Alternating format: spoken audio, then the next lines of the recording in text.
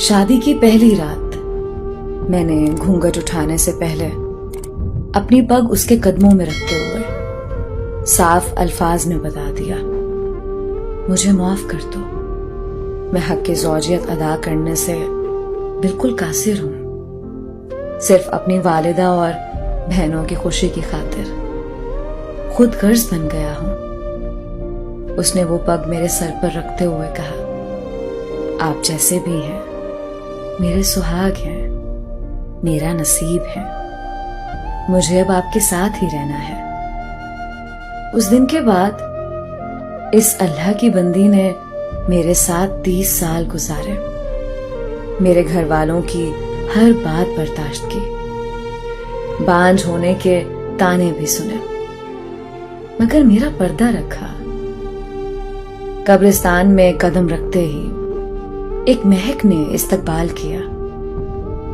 ये खुशबू इससे पहले कभी नहीं सूंघी थी और ना महसूस की थी। मैं हर जुमे को सुबह फजर की नमाज के बाद अपने वालिद साहब की कब्र पर जाता दुआ मांगने के लिए और वहां से ही अपने ऑफिस चला जाता।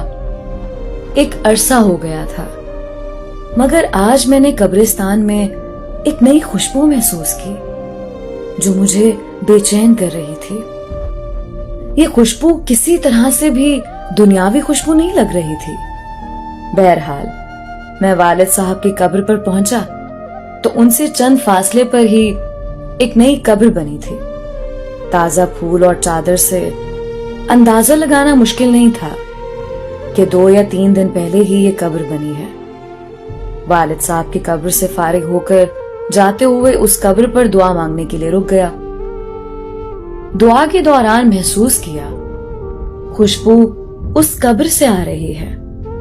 कंफर्म करने के लिए कब्र की मिट्टी मुट्ठी में भरी तो एकदम ठिठक गया।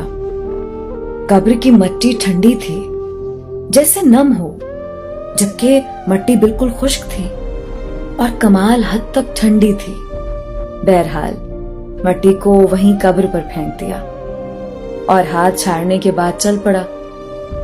भाई की दुकान खोली, पहला गाहक आया, उसको सामान दिया तो उसने कहा, जमान भाई आज खुशबू तो बहुत कमाल की लगाई है।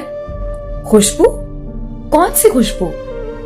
तो उसने कहा, जमान भाई खुशबू आप लगाते हो और पूछते हमसे हो कौन सी खुशबू?